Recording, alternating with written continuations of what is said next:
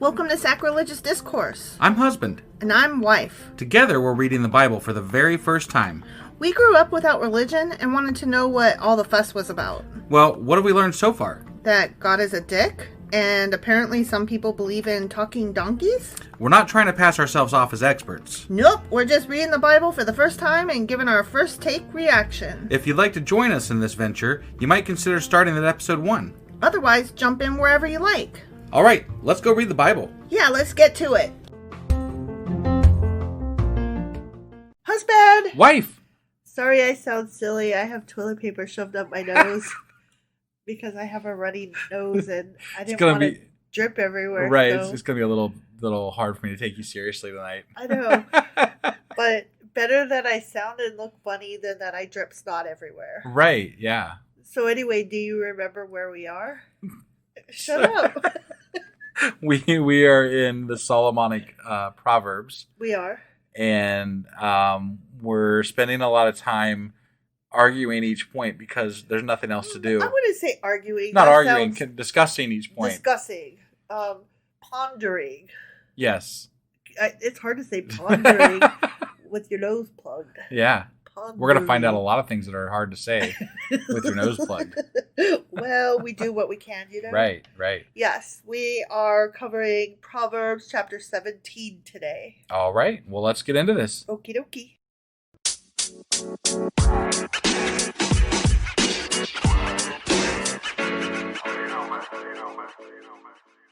All right, so we are hopping into, I almost said Psalms, but no, it's Proverbs 17. Yes. Better a dry crust with peace and quiet than a house full of feasting with strife. I mean, that's true. Yeah, I mean, I can agree with that. I mean, since we've been around your family that has like a lot of kids, that's a lot of strife. I'd rather be home and only have a little bit of bread than to be over with some of your family that has 1,000 children and have a huge feast. And it's a lot of noise. I don't know. That liver and onions we had the other night was pretty worth it to me. Okay, let me take that back.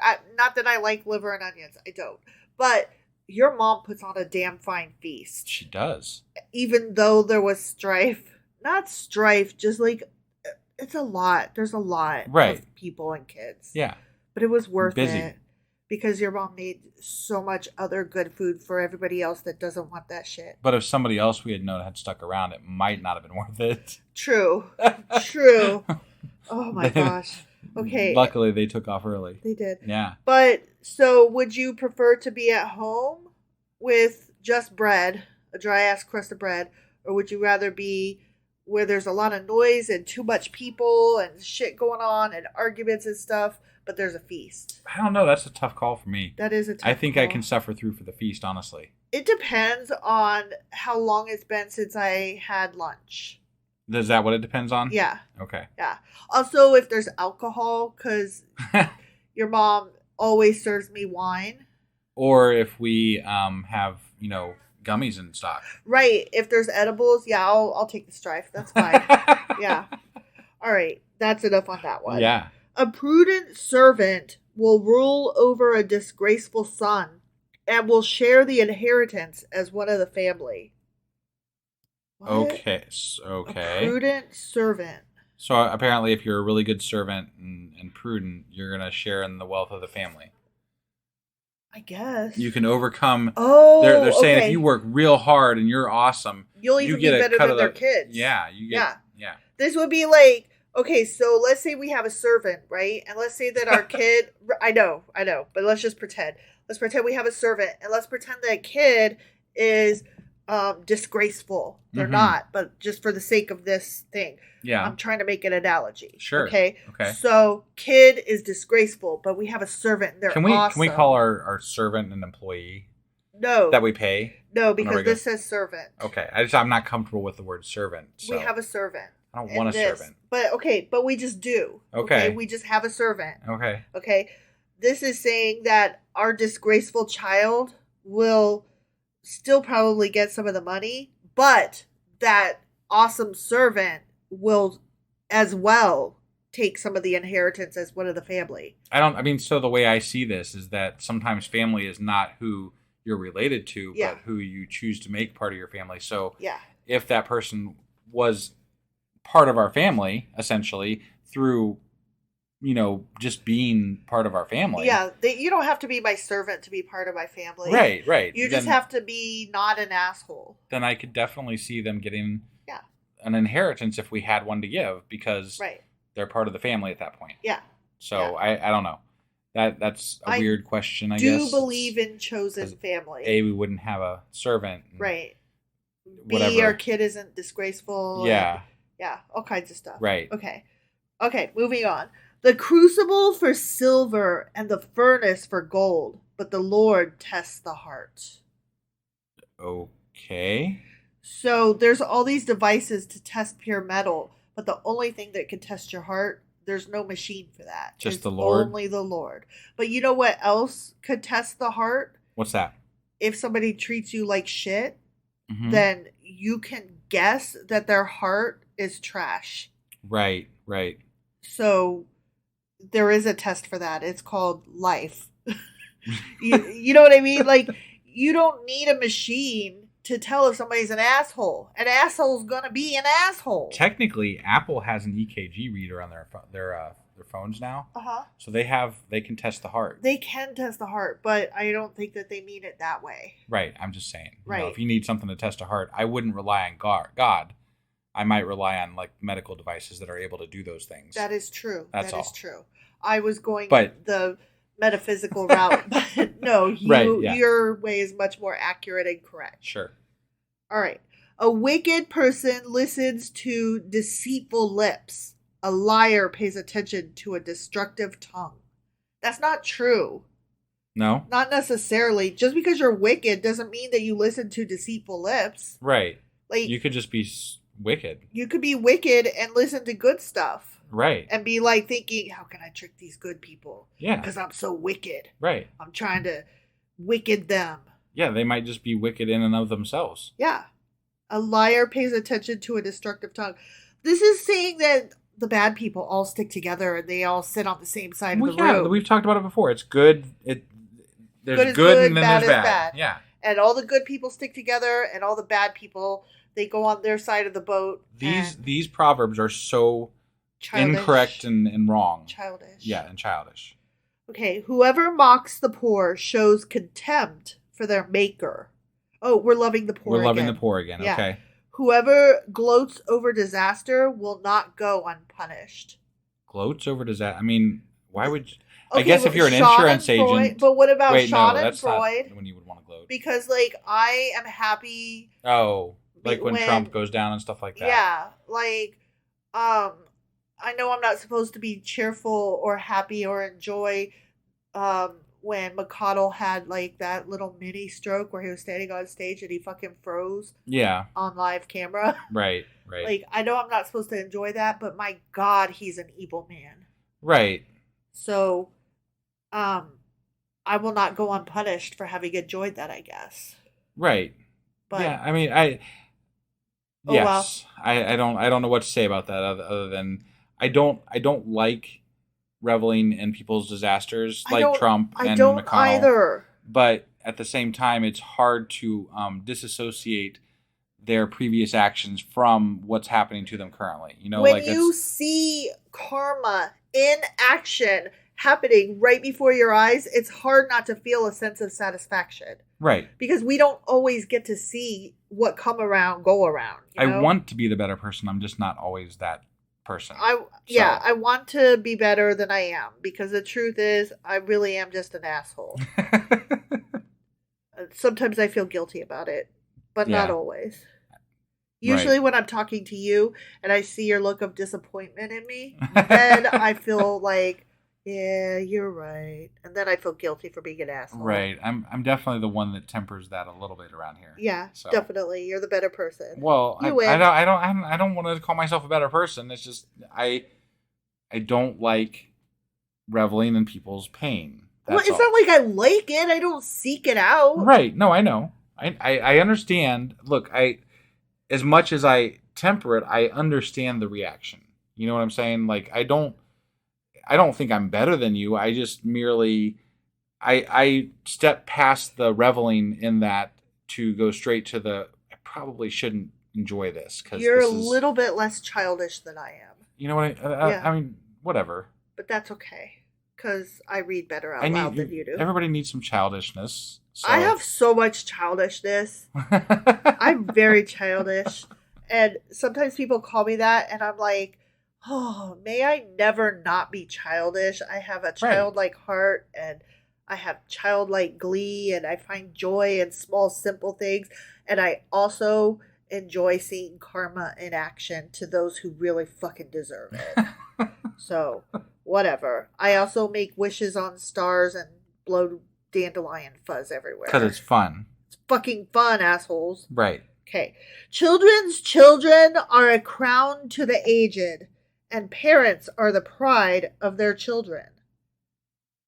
Say that one more time. I'm sorry. Children's children are a crown to the aged. So, like, if our kid has a kid, that kid is the crown to you because you're the aged. I see. Okay. And parents are the pride of their children. Are they really? I don't think that's always true, really. I don't know that. I think that children are very disdainful of their parents, let's be honest. Well, I think that times have changed too. I think that there used to be a demand of respect for your elders, right? Yeah. And I think that in more recent generations, there's been a realization in society that your elders aren't always correct, and you have to earn respect, not just demand it. Yeah. So I think that the idea that elders are automatically given respect has been something that has fallen to the wayside. Agreed. More than it used to be. I'm not saying that it's not still something out there, but it's less of an issue. Yeah. So I don't know that still applies as much as it would have in the past.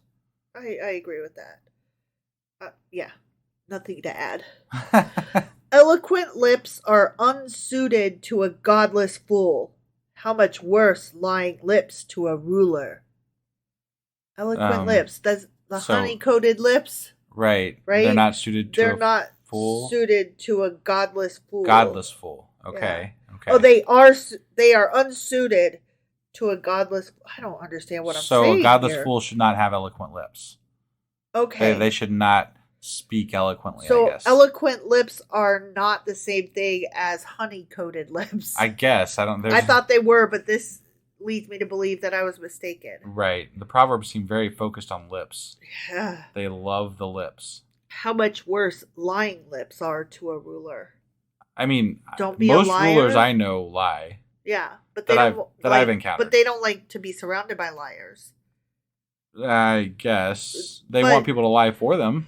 They want people to lie for them, and they want people to tell them what they want to hear. But the problem is that they want it to be true, too. And you can't have both. Right. Like, you can't have yes men, but also expect that the yes men are telling the truth. Sure. Like, no, they're telling you what you want to hear, and that's why you have them. Yeah. To lie happy lies to you. Right. Dave Chappelle. He's surrounded by people that don't correct him anymore. Got it. And that's why he has fallen. Right. You know? Sure. No, I get you. Yeah. A bribe is seen as a charm by the one who gives it. They think success will come at every turn. Because of the charm. So, a lucky trinket. Here you go. It'll bring success to you.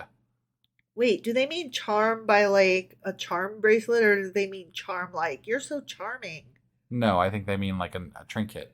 A trinket? That's what it sounded like to me. Let me read it again. Yeah. A bribe is seen as a trinket, ?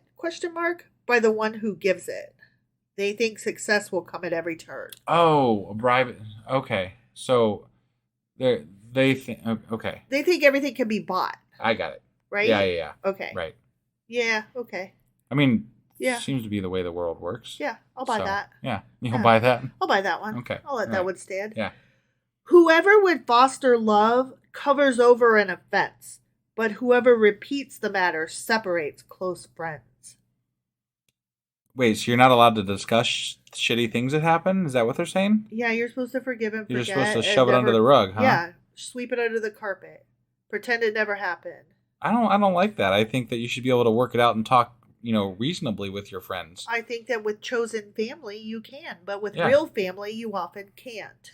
Right. I think that's a matter of having the wrong friends, honestly. Yeah, so. I agree. Yep.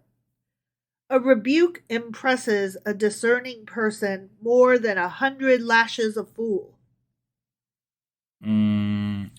Okay. So if I just talk to you and say, here's where you're fucking up, that's better than if I just beat you 100 times with a whip.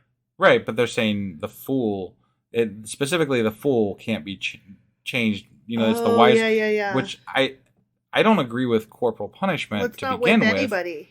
You're just pissing that person off more and making them hate the system and the person that does it more. Let's just give nobody lashes. Right. Ever. Like, it would be better if you reformed the person as opposed to, whipping them. So you probably were going about this whole process wrong to begin with. Yeah. This is how it sounds to me. Let's just all use our words. Right. That's all. Yeah. Just use your words. Right. Evildoers foster rebellion against God.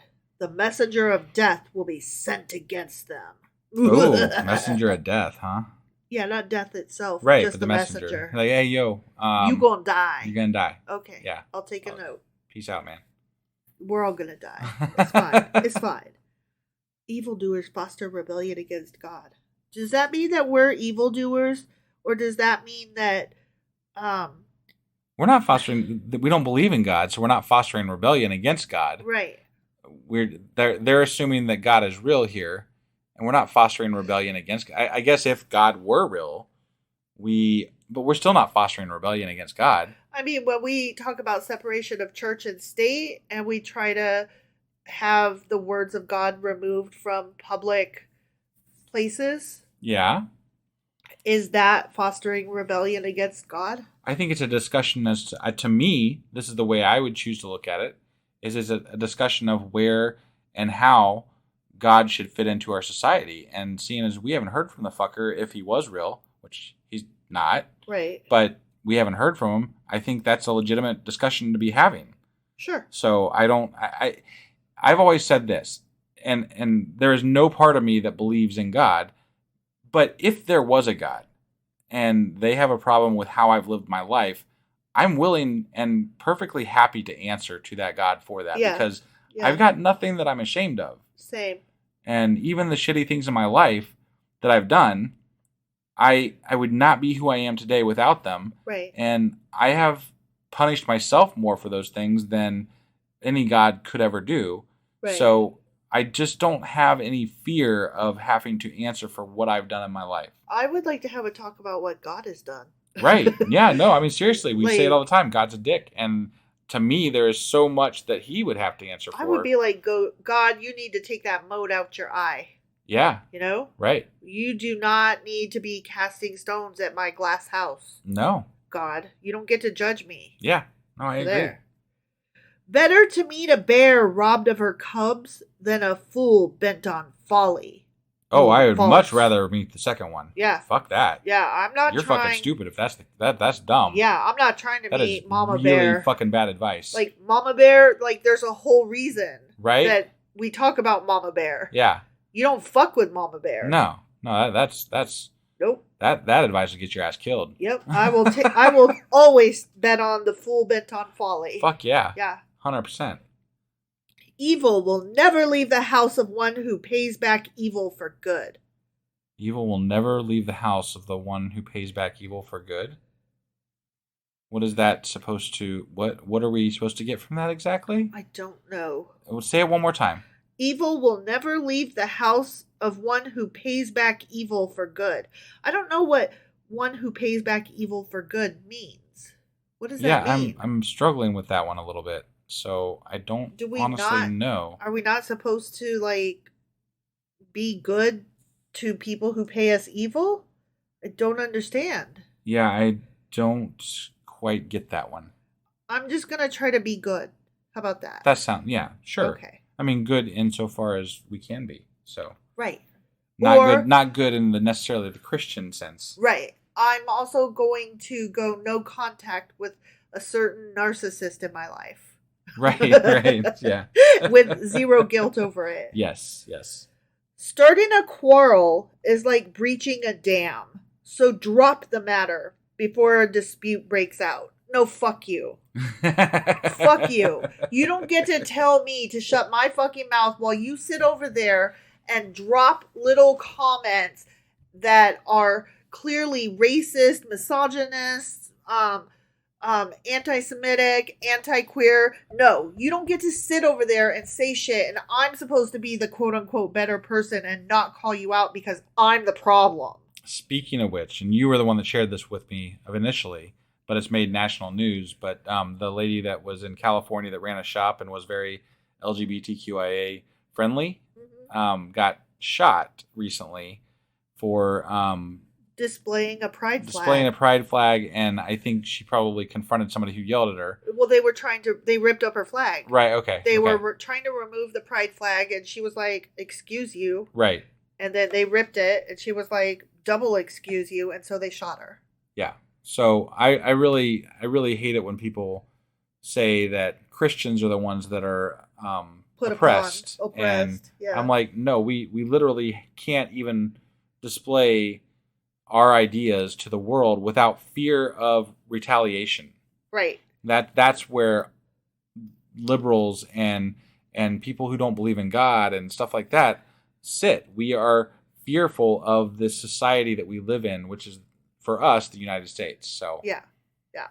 Well, I mean, we've talked about it before. We live in Ohio, and not far from where you work, like within the same county, not far from where you work or used to work, there was a dude that was shot by his neighbors because they thought he was Democrat. They thought he was Democrat. Right. They didn't even know for sure. Yeah. They thought he was a Democrat, so they shot him. Yeah. Because you don't be a Democrat in that county. I mean, really, yeah. I mean, we've talked about it here. We could. The same sentiment is in the people that live around us here too. Like, this is not the place to run out and yell liberal ideas. Right. Right. Without expecting some repercussion, shitty response. Yeah. So. Yeah. That's the thing. If you're gonna fly a pride flag or a Black Lives Matter flag or anything that's quote unquote woke, which means being sensitive to oppressed peoples and marginalized groups, then you should expect that you might have to die for that. Right. That's awesome.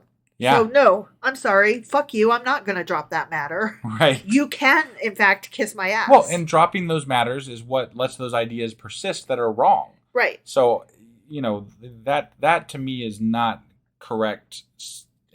That is not good advice. No, it's not. We can't let shitty ideas permeate our culture. Right. That just can't stand. No. I'm not going to hug a Nazi. Right. Right. And about, 10, 15 years ago, the prevailing idea was, well, we just have to be nice to these racist fucks and, don't fight. Can't we just all get along? And I was the one at the time railing, no, I'm not going to fucking hug a Nazi. And there was this whole, we have things in common, though. We have to find common ground. And I'm like, I don't want to find common ground with a hateful son of a bitch. I don't care that we both like vanilla fucking ice cream. What does that have to do with anything? I agree with you, and to an extent, but I also believe that at an individual level that people can be pulled back from the ways that they have learned because they are incorrect. And I'm not saying everybody, but I'm saying that if somebody chooses to go down that road with somebody and try to work with them to pull them out of that community that they're in, it could work out. It could benefit them. Sure. And that's where we get into the difference between our personalities, where you're definitely that person and I'm definitely not. Right. And neither one of us is better than the other. I just didn't want to not say it. No, that's fine. That's fine. That's it's just telling me to shut up. That's not okay. Right. No, I agree. I think there's a place for both. Yeah. So. Yeah. Acquitting the guilty and condemning the innocent. The Lord detests them both. Say that one more time. I'm sorry. Acquitting the guilty and condemning the innocent. So letting Trump off the hook, and then also but making black and brown people go to jail for life for smoking marijuana. Right. Both of those are I bad. would like to believe that if there was a God, that they would detest both of those But things. the fact that what I just said, everybody knows what I'm talking about because they exist, that shows that if there is a quote-unquote the Lord, that no, in fact, he does not detest them both because those things are happening. He certainly doesn't take any action with regard to them anyway. Whatever. Not in this life. Not in this life. Why should fools have money in hand to buy wisdom when they are not able to understand it? Oh, this is one of those, only the rich get to go to college. Oh, yeah. If you were meant to go to college, my good sir, you would have been born into a rich family. And that's what you should have done. You chose to be born into a poor family. Well, no, it said why should they have money in hand to buy wisdom when they wouldn't use it? So if you have money, you are rich and you are smart and you can go to college. No, that's not what I'm saying. You can buy wisdom. Reread it again. Why should fools have money in hand to buy wisdom? Yeah. Why should fools have money in hand to buy wisdom? Yeah, not poor people are fools. Oh, you're assuming that all fools are poor people. Yeah, okay. Isn't that what this is assuming? Okay, maybe. Yeah. Maybe. Yeah. This is assuming that why should we give poor people money to go to college? Clearly, they are too dumb to understand it. Otherwise, they would have, had the money. Okay. All right. Right? Maybe. That's not how I took it, but... I mean, based on what I know of the Bible, that's the way I'm taking it. Sure. Okay. Like, you should have just chosen to be born into a richer family. Right. Because why should we give money to fools? Or, Right. Right. Okay. A friend loves at all times, and a brother is born for a time of adversity. Okay. A brother is born for... I don't understand any of that. Yeah, I don't. I am a friend, and I love at all times, and I'm not a brother, but I am a person, but I was born for a time of adversity? What? Sure. I don't know. You're a brother. Are you born for a time of adversity? No. Oh, are you a friend or a brother? That's what it's saying. Okay. Oh, okay. If you're a friend, then you love at all times. Okay. But if you're a relative, you're just a relative. You're not friends to your relatives. Got it. You're born for a time of adversity. You're born for a time of adversity? Yeah. You should be friends to your brother. Okay. To your siblings, to your family. Got it. Otherwise, you're born for I still don't really understand. Yeah, I don't know. I'm trying to apply some kind of meaning, and I probably have it wrong. But, these are stupid and hard. Yeah. So, whatever. Right. One who has no sense shakes hands in pledge and puts up security for a neighbor. And again, security would be collateral. Right. So okay. You should not shake hands in pledge, and you should not put up collateral for your neighbor. Got it. Okay. I guess. I don't disagree really with that. They say that a lot in here. I don't really get what they're trying to rail against there. They're saying if you're going to give somebody a loan, don't demand collateral. Just give them the fucking loan. Just give them a loan. Yeah. Okay. All right. And you don't need to shake hands. You should just assume that they're going to Everybody's good and wonderful. Except for they say right off the bat that not everyone... Like, they talk about all these fools. I know. And fools and evildoers. So how do you deal with if only an God evildoer? can decide why wouldn't you take collateral from somebody when you don't actually know whether they're good or bad? So then my question is, okay, so I was good. I didn't do collateral. I didn't assume he was evil. I thought he was good, but I'm the fool. Right. Me. Okay, so now I've been tricked by an evildoer. Now what? Apparently. I mean, hopefully God's getting you back, I guess. Like paying you the missed funds or whatever. I'm betting not. Right, me too. Whoever loves a quarrel loves sin. Whoever builds a high gate invites destruction. Build that wall. Build that wall, right? Whoever loves a quarrel loves sin. That's not true. No, but okay. Because I'm always good. I'm down for a debate with you, Right. But I don't necessarily love quote-unquote sin. Yeah. Like evil or whatever. Right. Whoever builds a high gate invites destruction. I mean, that is true. I think they're calling that like people that are hoarding their money, basically. Like, they're assuming. I'm assuming that means they're moneyed and they're sealing themselves off from others. So, like the higher you build the wall, the more likely it is to fall. Right. Or some shit like that. Right. But I agree with that, actually. Okay. One whose heart is corrupt does not prosper. False. One whose tongue is perverse falls into trouble. Sometimes. And we just said that literally a few sentences ago. To have a fool for a child brings grief. There is no joy for the parent of a godless fool. Oh my God. Right? Wow. I'm going to have to go apologize to my mom. Right? I'm really sorry. You have no joy? I'm so sorry. Joy. Because you're just a woman anyway. And so you have no life of your own. And so, because women don't. And all they do is sit around and think about their adult children. Right, but I was saying more because I was a godless fool. Yeah. Apparently she has no joy. The only thing that she thinks about is her children. And whether or not they're godless fools. Right. Because, women don't have any autonomy or whatever. Well, that's it. I guess we have to become Christians now because I'm bringing my mom so much misery. I bet not. I bet not. And I'm sorry. I know that my parents are Christian and they don't know straight out that I am atheist. But if they did, it would bring them sorrow. Right. But that's their own doing. But that's on them. Yeah, that's their choice. Yeah. Because they're choosing to see it as a sorrowful thing. Yeah. Because of God. Because of their God. Yeah. So. Now, there was a joke that came up about how my parents said something about that, all of the climate change that's happening. Like, this is directly out of Scripture. All of the bad things that are happening in the world right now. And so they know that the end times are coming. And so they're sad because they're going to be raptured. And they just wish everybody would be raptured with them. And I said, well, I'll take care of your cat when you're gone. And instead of being like pissy about it, my mom actually laughed. Okay, ready? A cheerful heart is good medicine, but a crushed spirit dries up the bones. Okay, a cheerful heart is good medicine, but a crushed spirit. Yeah. Okay, I mean, yeah, that kind of makes sense.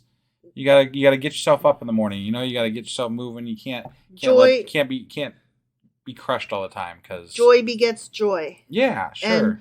And if you're like perpetually a downer, you can put yourself into a real cycle of self-perpetuating and catastrophizing. And that's not to say that medical depression is not a thing. It certainly is. I'm on medication for it. But I also happen to know that I have a habit of living in that depression and wallowing. I also happen to think that someone can be too cheery. Oh my God. I have met people that seem too cheery. Yes. And I'm like, could you just, not be as cheery? That I have really, I don't know. This is horrible of me, but I always assume that somebody who's like cheery like that all the time or is like above it all, like, oh, I just don't think about politics. I always think of them as slightly kind of shallow and not intelligent. Got it. Because I'm like also privileged. I don't think that's necessarily true. No. I'm not saying it's true or not. I'm saying this is how I perceive somebody like that. Sure. Whether it's true or not, my instant thought is, it must be nice that you don't have to worry about politics. I guess you have clean drinking water, have never been raped, never had to worry about an abortion. You made all the right choices and everything just fell perfect into your lap. How lucky fucking for you. Right. Like, thank goodness you didn't have some kind of catastrophe befall you where you had to, worry about laws. Like, yay you. But, I'm like, me not worrying about these things doesn't make these things that are in my life not suck. Right. Like, sorry, some of us have to worry about things like trans rights and gay rights and abortion rights and rights and some of us want women to have autonomy. You go on with your bad self though and be better than me and happy all the time and not worry about politics. Right. Like those kind of people they annoy me. They annoy me because they act like I'm the problem. And I'm like, no, me pointing out the problem, I'm not the problem. The problem is the problem. I don't know. According to the Bible, you are the problem, though. Okay. you know what? There are times when I am the problem because, hi, it's me. I'm the problem. It's me. You know, like Taylor Swift. Right. Like sometimes I am my own worst enemy. True. Sure. But we weren't talking about that. Right. We were talking about people that are too happy. Sure. And those people can be annoying. They can. And a crushed spirit dries up the bones. Dries up the bones. Man. The wicked accept bribes in secret to pervert the course of justice. So as long as you accept bribes in public, you're fine. I was going to say, except that now they just do it in public and they've normalized it so that they're like, I did it right in front of you, so it can't be a crime. Right. So, no. Yeah. I don't truck with that. Sure. A discerning person keeps wisdom in view, but a fool's eyes wander to the ends of the earth. Okay. What's wrong with looking? So wisdom keeps you focused instead of not focused? Is that what we're saying? I guess. A fool's eyes are always looking around trying to find stuff. Again, I don't think this is as black and white as they would like to make it, because I feel like there's a place to daydream and a place to let your eyes wander to the end of the earth. Yeah. And a place to be focused. And it's not always got to be one or the other to be good or bad. Right. It's not as black and white as they are making this out to be. You know what? Again. There's a place for navel gazing. Thank you very much. I'm just going to say it. A foolish son brings grief to his father and bitterness to the mother who bore him. We already talked about that one. Yeah. And it's stupid. It is. If imposing a fine on the innocent is not good, surely to flog honest officials is not right. Say that one more time. If imposing a fine on the innocent is not good, then surely to flog honest officials is not right. Okay. Is this trying to get at like a cab isn't fair because there are good cops and so we shouldn't flog honest officials? And I'm like, no, a cab. All cops are bastards, you know? Sorry. Yeah, I don't know what it's trying to get at exactly. Well, I think it's talking about like a broken system. There are good people in the broken system. You can't blame everybody. And I'm like, nah, they're part of the broken system. Right. You know? Right. So I'm okay. I'm gonna flog the honest officials regardless. The honest ones, huh? That's what it says. Surely to flog honest officials isn't right. Okay. I don't think you should flog honest officials. I'm not gonna flog anybody, but ACAB, baby. I'm sorry. I'm just gonna say it. That's who I am. And Paw Patrol is part of that ACAB stuff too. So there. Right. I said that as well. All right. The one who has knowledge uses words with restraint, and whoever has understanding is even-tempered. I feel like that's me and you. You have knowledge, and so you use words with restraint, and you have understanding, so you're even-tempered.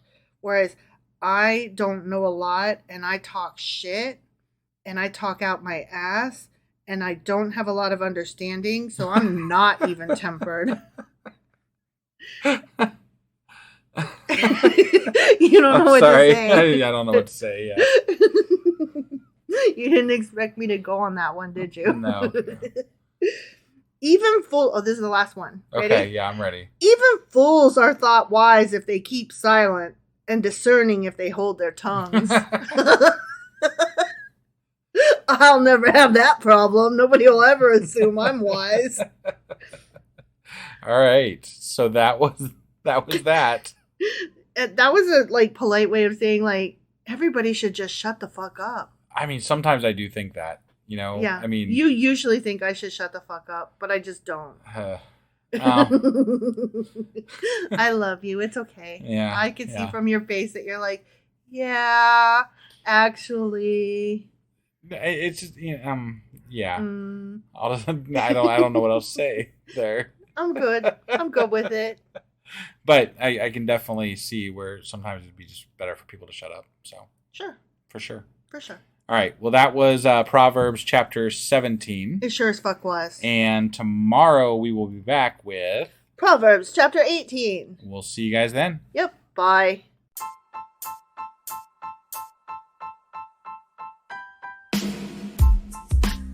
Hey, wife, I guess that's the end? But husband, that's just sad. It doesn't have to be. We are on lots of social media platforms like Twitter. Our handle there is sacrilegious_D. For D's nuts. Oh my God. Stop doing that. Anyway, we're also on Facebook, Instagram, and Pinterest. There's a link to all of our social media sites at our website. Ooh, we have a website? Yeah, it's sacrilegiousdiscourse.com, where you can also find a link to our merch shop. We have a merch shop? Yep, we have podcast-themed clothing, mugs, notebooks, and more, as well as an atheist and science-themed products. Wow, our fans should really go check that out right now. Definitely. They can get in touch with us by sending an email to sacrilegiousdiscourse@gmail.com. But before they do that, we could really use some help. Oh yeah? With what? Well, it's not free running the podcast, and we need some financial support in order to get better equipment, which will free up time so we can concentrate on our podcast and our fans. Okay, so what should they do? Head over to patreon.com/sacrilegiousdiscourse and sign up as a contributor on our podcast. Supporters there receive additional bi-weekly episodes that we record just for our Patreon members for as little as $2 a month. Also, we'd really appreciate it if you would like and subscribe on whatever platform you're using. And Apple Podcast reviews help us out tremendously. Like and subscribe. Leave an Apple review. Join us on Twitter. Support us on Patreon. That's a lot of instructions. Don't forget to say thanks. Thanks. Okay, bye.